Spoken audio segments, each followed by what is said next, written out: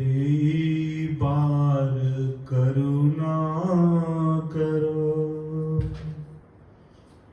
वैष्णव गोसाई पतिता पावन तुम बिन के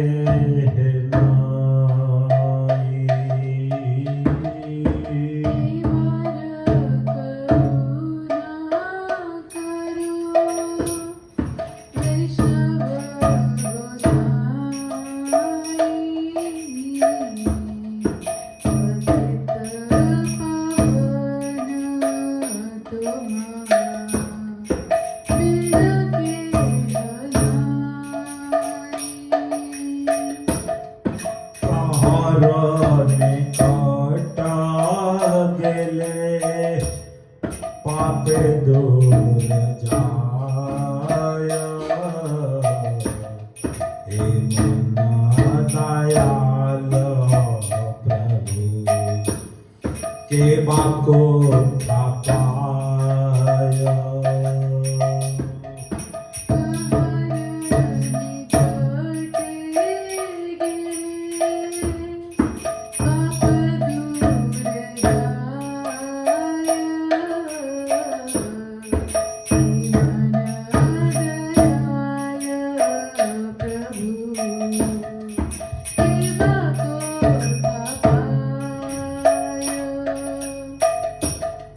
गंगारो परश हले असाले पावन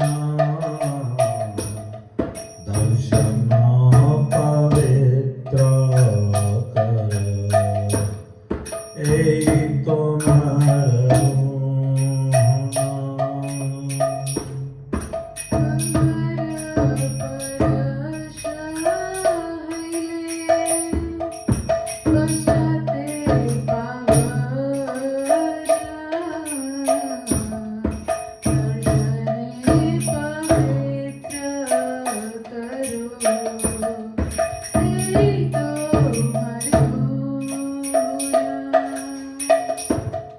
हरिधाने अपराधे पारे हरि नाम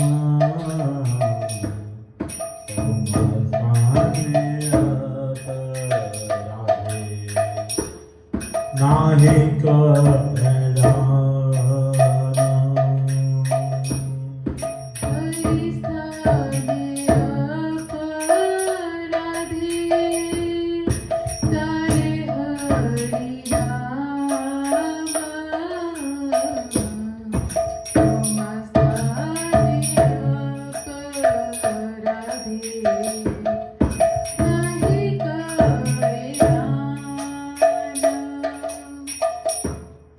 तुम्हारा हृदय सदा गोविंदा विश्रामा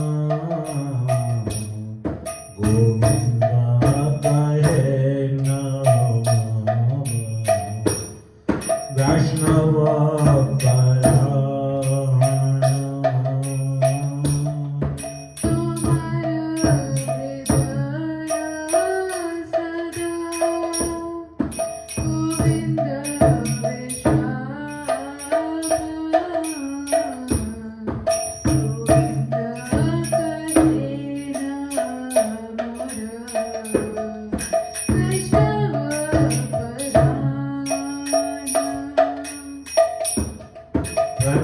जन में करी आशा चरणे रघुली नरोत्तम कर दया आपना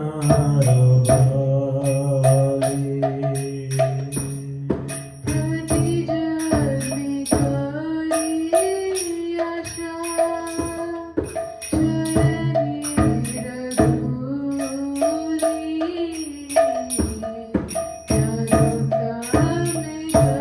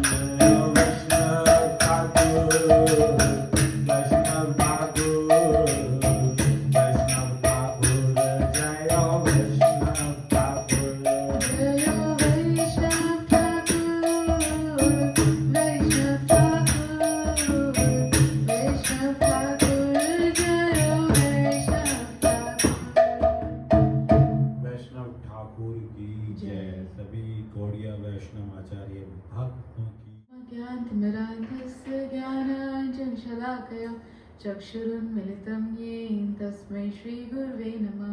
वाञ्छाकल्पतरुभ्यश्च कृपासिन्धुभ्यैव च पतितानां पावनेभ्यो वैष्णवेभ्यो नमो नमः। श्रीकृष्ण चैतन्य प्रभु नित्यानन्द श्री अद्वैत गदाधर शिवसदि गौरभक्तवृन्द। हरे कृष्णा कृष्णा कृष्णा हरे हरे, हरे राम राम राम हरे हरे। सर्वप्रथम मैं अपने गुरुपाद पद्म श्री श्रीमद् भक्ति वेदांत श्री सिद्धांति गोस्वामी गुरु महाराज जी को दंडवत प्रणाम ज्ञापन करती हूँ और इसके पश्चात सभी भक्तजनों को, वैष्णव जनों को मेरा यथायोग्य दंडवत प्रणाम। हरे कृष्णा। अभी तक हम श्रवण कर रहे थे ठाकुर जी के बाल लीलाओं को और दशम स्कंध से, जो कि कार्तिक मास में पढ़ना, उसका अनुकीर्तन करना, उसका पाठ करना, उसका श्रवण करना बहुत ही, जिसकी कार्तिक मास में अधिक विशेषता बतलाई गई। आज सुबह सुबह हम मठ गए थे तो वहाँ पे हमने प्रभु जी के मुख से सुना कि कार्तिक माह में जरूर करके एक तो ब्रह्म स्तुति का श्रवण करना बहुत ही अच्छा, और उसके साथ साथ एक गजेंद्र मोक्ष कथा, इसका श्रवण करना, गजेंद्र की स्तुति वो श्रवण करना, वो बहुत ही ज़्यादा महत्वपूर्ण है इस कार्तिक माह में। तो इसलिए आज हम क्योंकि हम ब्रह्म स्तुति का तो एक बार कर चुके हैं ब्रह्म विमोहन लीला में, वहाँ पे हमने उसका थोड़ा सा श्रवण किया था, पाठ किया था। आज हम ये जो गजेंद्र मोक्ष लीला है, एक बार इसको अपनी शेड्यूल के बीच में लेकर आए हैं। तो ये जो गजेंद्र मोक्ष की जो कथा है, ये खाली एक हाथी की कथा नहीं है, क्योंकि कथा तो सभी ने सुनी होगी। खाली ऐसा ना समझे कि एक हाथी की कथा थी जिसको भगवान ने बचा लिया। ये हम सब गृहस्थों पे ये जो कथा है एकदम फिट होती है। गृहस्थों के ऊपर खास करके बहुत फिट होती है ये वाली कथा। भगवान के अलग अलग अवतार होते हैं, जैसे कि कोई शक्तिवेश अवतार हुए, ऐसे नाम होते हैं, अलग अलग वैरायटी होती है, टाइप्स होते हैं। इसी में ही एक टाइप होता है मनवंतर अवतार। मनवंतर यानी कि इस मनवंतर, ये चल रहा है हमारा 28वां मनवंतर, कि इस मनवंतर में जो एक अवतार लेते हैं भगवान, वो तो इसी मनवंतर में ये वाली लीला हुई। ये जो गजेंद्र है, ये है बड़े ही सुंदर एक जंगल, बड़ा ही सुंदर जंगल, उसका ये राजा। और ये कोई ऐसा छोटा मोटा हाथी नहीं था, खूब विशाल शरीर इसका। जब अगर किसी को हाथी कहते हैं ना, प्रॉपर हाथी वाला शरीर। आजकल के अगर हम हाथी ऐसे देखने लगेंगे, वो बेचारे थोड़े सूखे से दिखते हैं, कभी इतनी हाइट नहीं होती है उनकी। ये लेकिन जो ये हाथी, प्रॉपर एकदम हाथी, क्या विशाल का एकदम बड़ा शरीर इसका। जब चलता था, जब दौड़ता था, थोड़ी सी जैसे एक तो बहुत ही आराम से चलना होगा, जब थोड़ा सा हाथी जल्दी जो चलता है, जिसको उसका दौड़ना कहते हैं, तो पूरी धरती हिल जाती थी, पूरी धरती हिल जाती थी। इतना ये भारी भरकम बड़ा सा हाथी जब चलता था, वन से जब निकलता था, तो अपनी सूंड से, अपने पैरों से वृक्ष को और जो छोटे मोटे पौधे कुछ भी ऐसी झाड़ियां वाड़ियां होती सबको उखाड़ उखाड़ करके साइड कर देता था। मार्ग से ये ऐसे निकलता था तो अगर इसके निकलने के बाद पीछे से देखिए तो ऐसा लगता था कि हाईवे ही बन गया है वहां जंगल में। इतना वो पूरा साफ करके और इतना बड़ा होता था और वो पूरा ऐसे निकलता था उसमें से। तो एक बार इस गजेंद्र ने सोचा, अच्छा ये जो गजेंद्र था ना ये इस वन का राजा था। इस वन का राजा था क्योंकि खूब शक्तिशाली था, खूब बड़ा था, और इसका राज्य होने के कारण जितने जो वेजिटेरियन पशु पक्षी होते हैं जो थोड़े इनोसेंट टाइप के होते हैं कि वो किसी और को चोट नहीं पहुंचाते, किसी और को खाते नहीं हैं, वो केवल अपना घास पास खा करके अपना रहते हैं, वो बड़े ही सुख से रहते थे इस गजेंद्र के राज में। और जो ये मांसाहार करने वाले जो हंट करने वाले जो पशु होते हैं वो थोड़े से घबरा करके वो थोड़ी अपनी उसमें रहते थे, वो खुले नहीं रहते थे। क्यों? क्योंकि इस जंगल का राजा था ये हाथी गजेंद्र। अब इसने एक बार सोचा कि पूरे के पूरे परिवार के साथ आज जरा जंगल में थोड़े दूर चलते हैं, पिकनिक करते हैं। चल दिए जी, जैसे हम गृहस्थ लोग जाते हैं कि बड़ा टाइम हो गया, हर रोज वही काम कर रहे हैं, सुबह काम किया, थोड़ा भोजन खाया, शाम को आ गए घर, वही चले जा रहे, आज चलो कुछ अलग करते हैं, आज एक डे ऑफ लेके पिकनिक करते हैं। इसने भी यही सोचा, अच्छा है जाना चाहिए। गया। अब इतना बड़ा बड़ा सा तो था ये, जब जल आया कहाँ गया? सिंधु के किनारे। जब वहां जल आया तो ये नदी में उतरा, और नदी में उतरने के बाद जो जल का वो पान करने लगा, और अपनी हाथी क्या करता है, सूंड में जल भर के स्नान करता है ना, ऐसे करने लगा। और ऐसे ही अपने सारे परिवार को, सारे अपने बच्चों को, अपनी पत्नी को, सबको, इतने बड़े से समूह में चलते हैं ये हाथी, पूरे झुंड में चलते हैं तो कर रहे। और अब उनको भी ऐसे सूंड में पानी भर भर के पूरे हर तरफ जो है ये अपना शावर कर रहे हैं, हर तरफ। और ये इतना बड़ा था तो इसके जल में उतरने के कारण वो पूरा सरोवर जो है अब उसका पानी इधर जाए। ये अंदर बढ़ा तो पानी विचलित हो गया, पानी ही कुछ तो बाहर आ गया, वो जो जल कुछ तो बाहर आ गया। और जब ये क्रीड़ा करने लगा उसमें, देखो यहाँ पे एक छोटी सी शिक्षा देते हैं, कहते हैं कि पिकनिक करने तक तो ठीक था, बच्चों के साथ खेलने तक तो ठीक था, परंतु किसी भी चीज की अति जो होती है वो खराब ही होती है। चाणक्य ये कहते हैं अपनी नीति में कि अति सर्वत्र व्रजेत, क्या कि किसी भी फील्ड में अति अगर हो तो वो बेकार ही है, वो बेकार है। ये क्या करने लगा कि थोड़ी देर तक तो ठीक था, लेकिन ये जल में उतर करके बिल्कुल मस्त हो करके, मतवाला हो करके, कभी पानी भरे अपनी सूंड में, कभी कहीं किस तरह और कभी किसी दिशा में डाले, कभी किसी दिशा में डाले, और पानी में ही कभी अपने पैर को ऐसे करे, कभी ऐसे करे, खूब झूमे उसमें। और वो इतने बड़े शरीर वाला था कि उसके साथ पूरा का पूरा वो जल कभी इधर पूरा डिस्टरबेंस क्रिएट हो गई, वहां पूरी डिस्टरबेंस क्रिएट हो गई। अब इस जल में रहता था एक ग्राह, एलिगेटर, क्रोकोडाइल, एक ग्राह रहता था। उसने जब देखा कि ये क्या हो रहा है, मेरे घर में आकर के एकदम से यहाँ पे भूकंप सा ला दिया, इरिटेशन क्रिएट कर दी, कौन है जो मेरे को अनॉय करने आ गया है ये पूरा। उसने ग्राह ने कहा कि देखूं तो कौन है, थोड़ा ऊपर देखा तो भाई इतना बड़ा सा ये हाथी। ग्राह को आया गुस्सा, ग्राह ने कहा कि मेरे घर पर आकर के मेरे को ही परेशान करता है, तेरे को तो अभी पकड़ लेता हूँ। ग्राह ने अपना मुंह खोला और ये गजेंद्र का पैर भर लिया, पकड़ लिया उसका पैर। पहले तो गजेंद्र ने अपना पैर एक दो बार ऐसे ही झटक दिया, जैसे ऐसे झटक देते हैं, उसको लगा कि अरे कोई छोटा मोटा कोई जानवर आ गया होगा, पैर में लग गया होगा, अपना पैर यूं झटक दिया है, कुछ नहीं है, शिक्षा। हमारे जीवन में भी कभी ये हमारे जीवन में ना, गृहस्थों के जीवन में क्या होता है कि मृत्यु, हम गृहस्थों के क्या, ये तो हर मनुष्य की ही है कि मृत्यु जो है वो सब समय सर पे मंडराई रहती है, सब समय सर पे मंडराई रहती है। किसी को नहीं पता, कभी भी आ सकती है। क्या कोई ऐसा व्यक्ति है आज की डेट में जो बता दे कि भाई तेरे को तो मृत्यु इस दिन आएगी और मेरे को इस दिन आएगी, लिखवा ले जा मेरे से? कोई है जो गारंटी ले? नहीं है, कोई भी नहीं है। कहने को तो सब कह देते हैं कि हाँ अभी तो हम जवान हैं, अभी तो हमने बुढ़ापा भी देखना है, सब कुछ करना है, लेकिन क्या गारंटी है कि इस डेट तक हमको जीवित रहना है?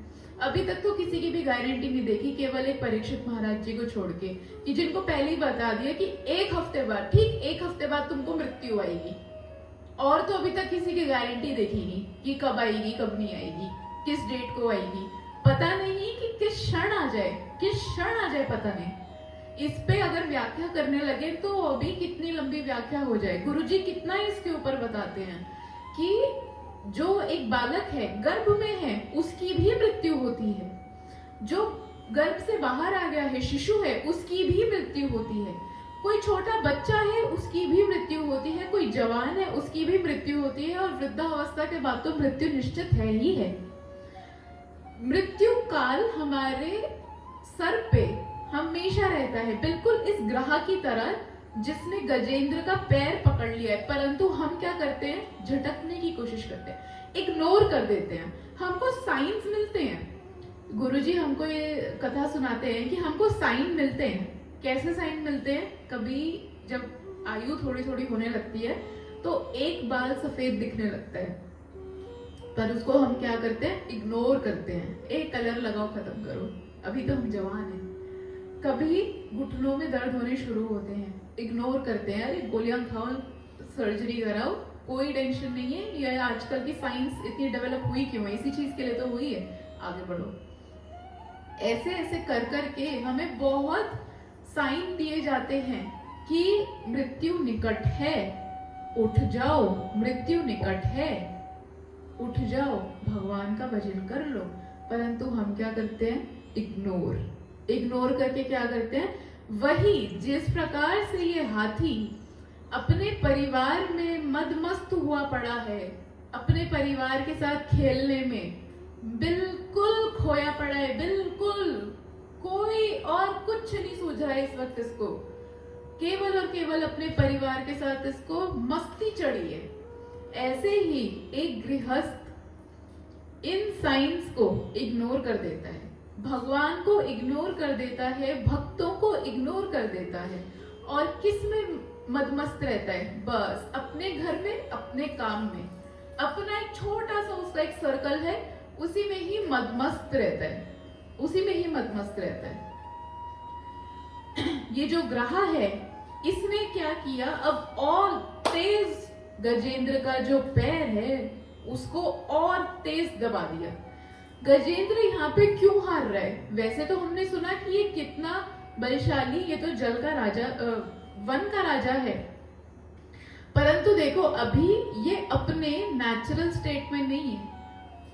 जो हाथी है वो स्थलचर होता है, अभी ये जल में है, और जल में सुपीरियर कौन है?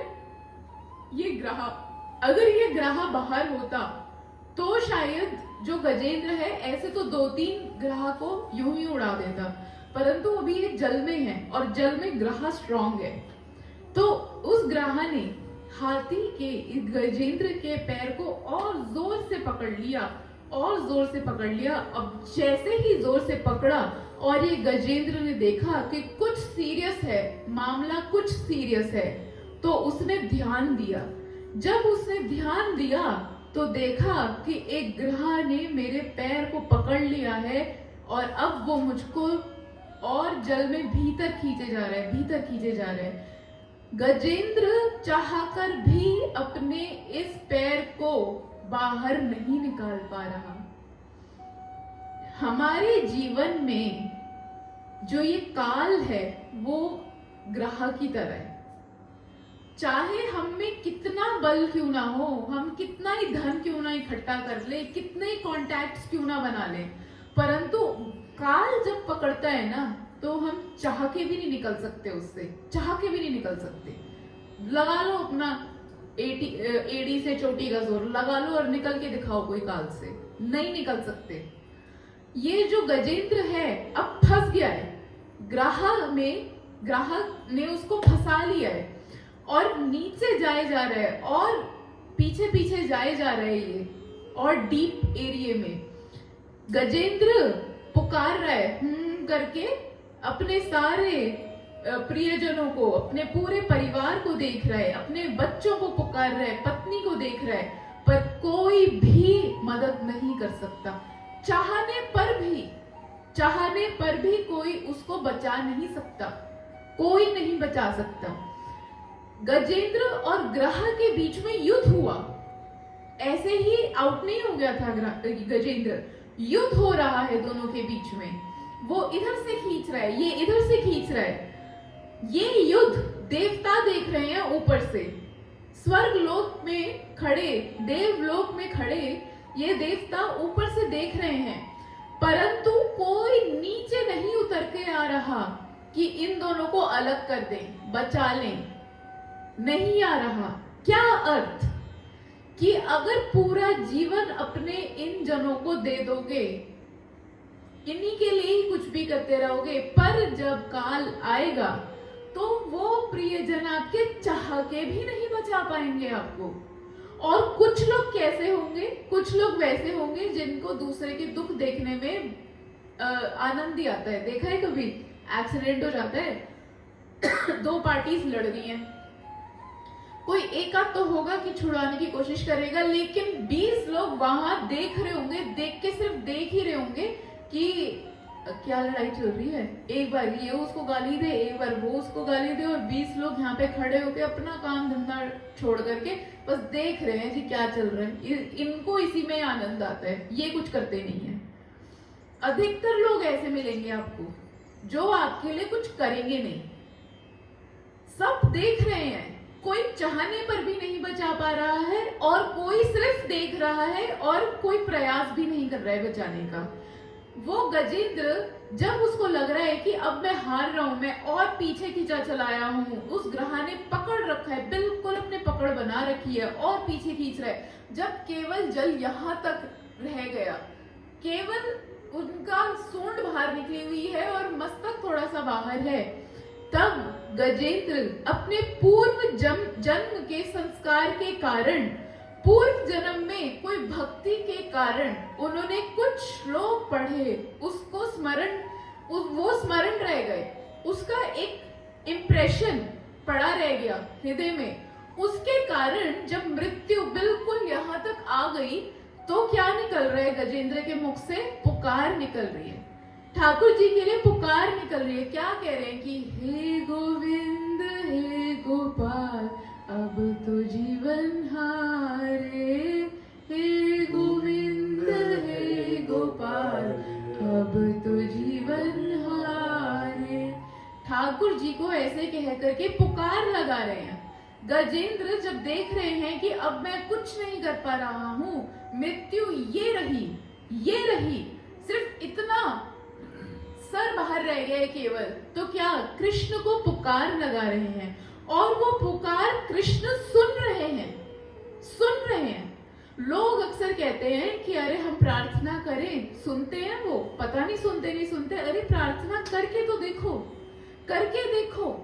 प्रार्थना में इतनी शक्ति है, हृदय से निकली होनी चाहिए।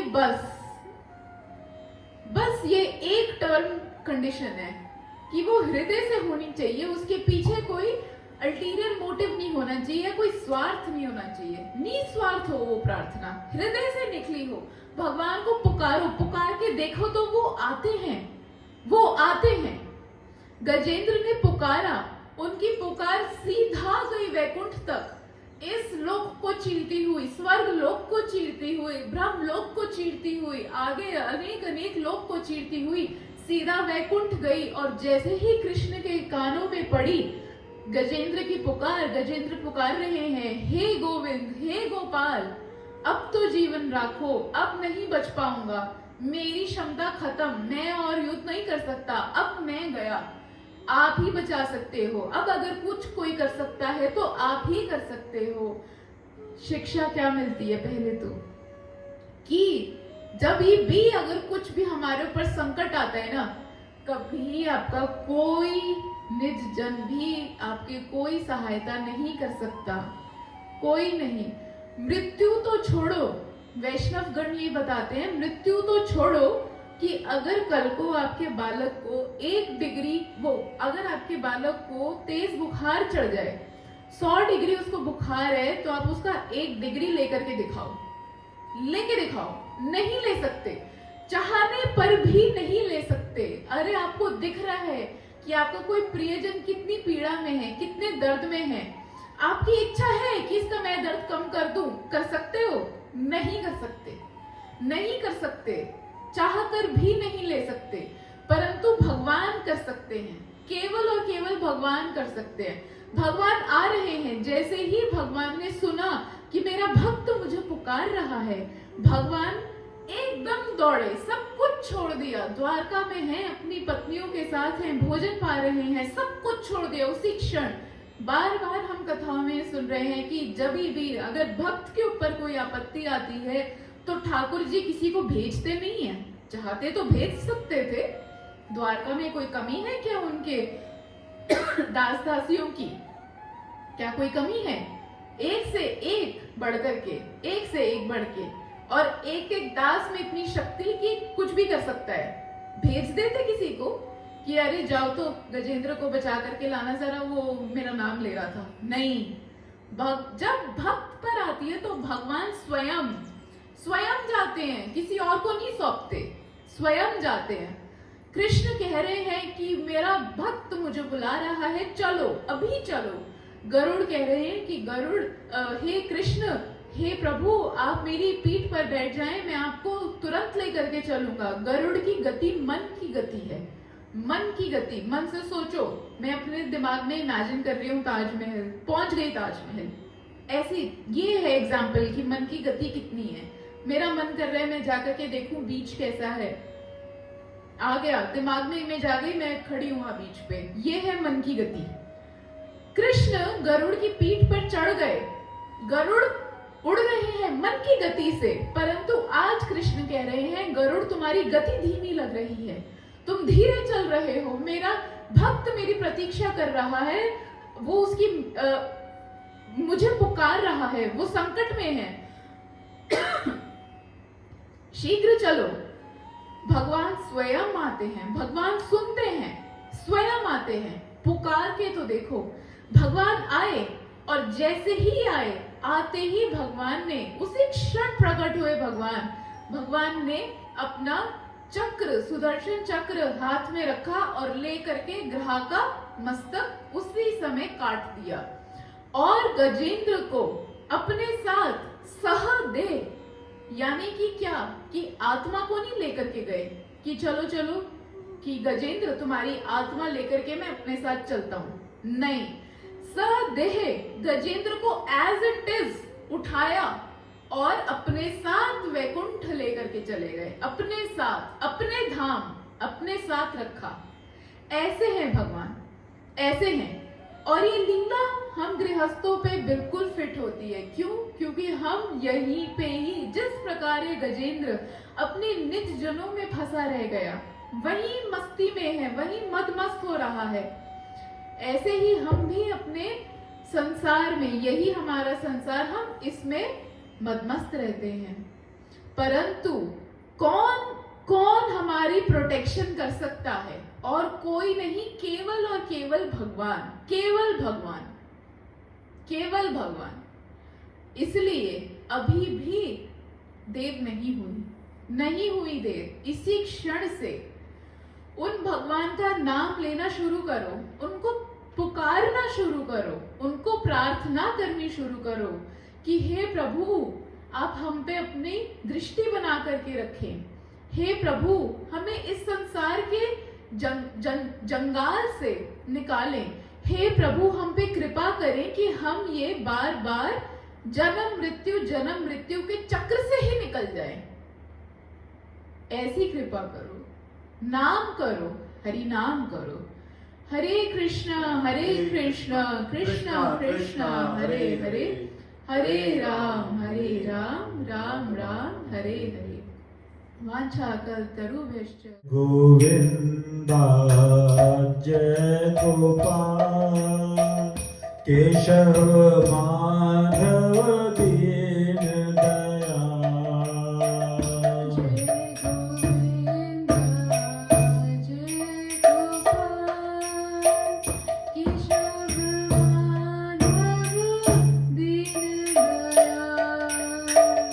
जय गोविंदा जय गोपाल केशव माधव दीन दयाल।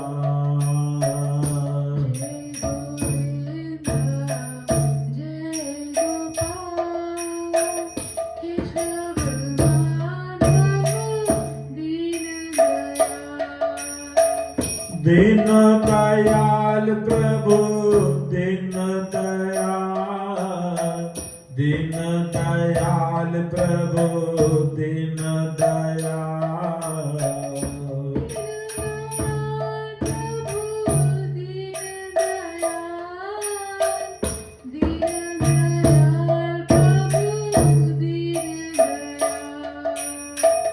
दीन दयाल दीन दयाल, दीन दयाल प्रभु दीन दयाल।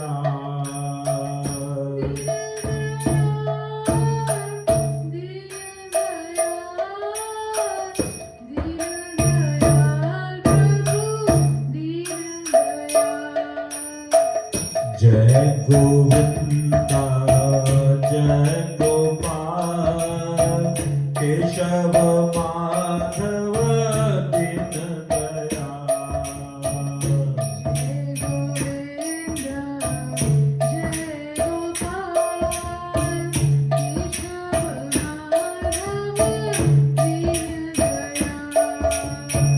दीन दयाल दीन दयाल प्रभु दीन दयाल।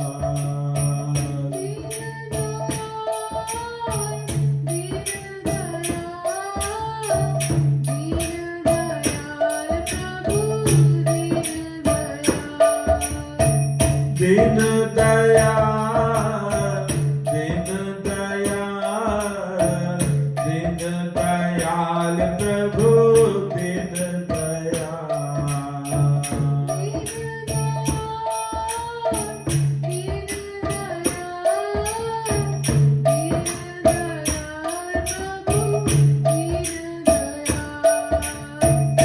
हरे कृष्णा कृष्ण कृष्ण हरे हरे, हरे Ram Ram Ram Hare Hare.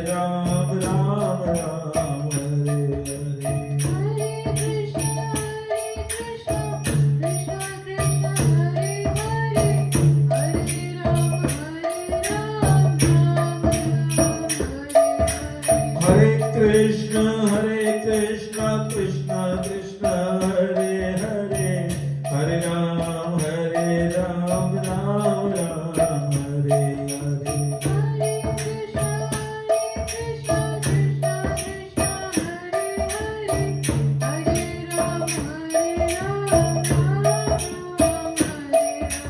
Krishna Krishna Hare Hare Ram Ram Hare Hare, Krishna Krishna Hare Hare Ram Ram Hare Hare.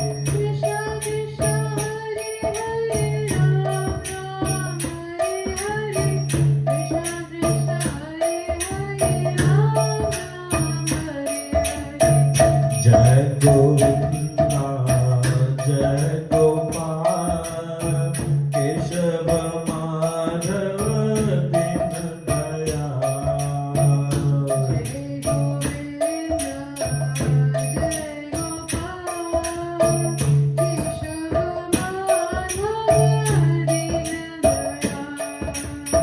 Krishna Krishna Krishna Hare Hare Hare Ram Ram Ram Hare Hare Hare Krishna Krishna Krishna Hare Hare Hare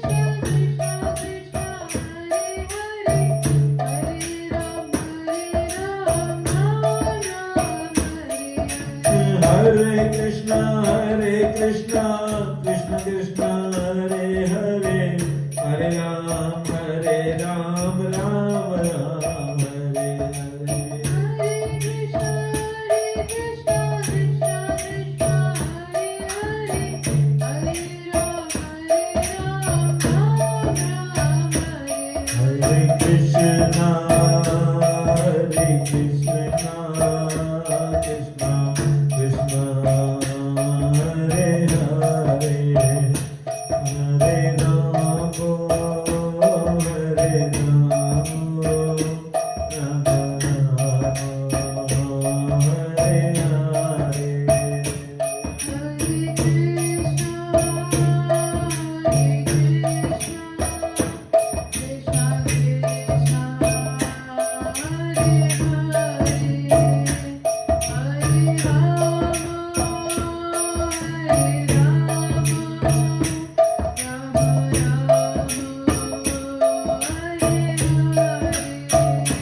Jaya Radha Gopinath, Radha Gopinath, Radha Gopinath, Jaya Radha Gopinath.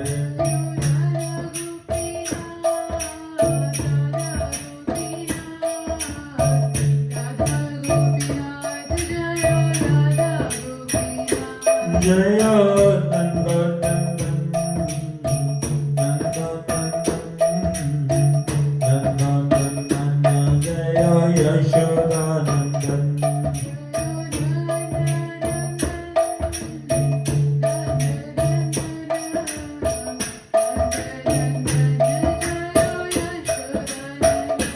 Jaya Sita Ram Lakshman Hanuman, Sita Ram Lakshman Hanuman.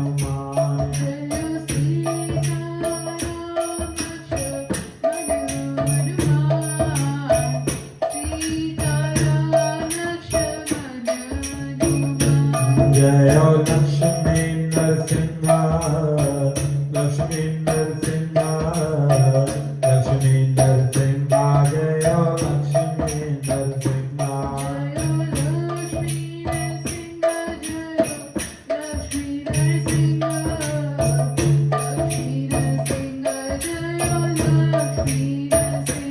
Jaya Jagannath Baldeva Subhadra, Sudarshana Jaya Jagannath.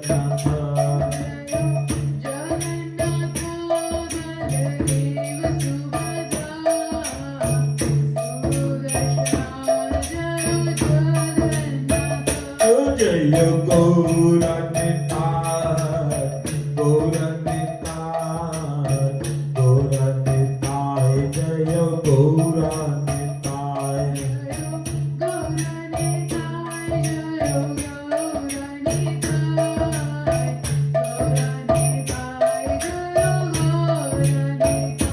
Jaya Gurudeva, Gurudeva, Gurudeva, Srila Gurudeva.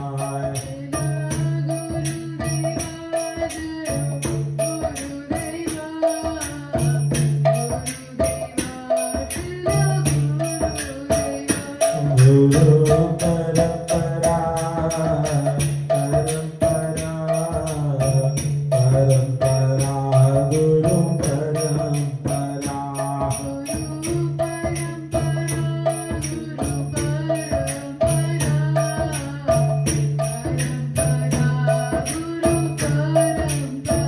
O Thakur Bhakti Vinod, Bhakti Vinod, Bhakti Vinod, Thakur Bhakti Vinod.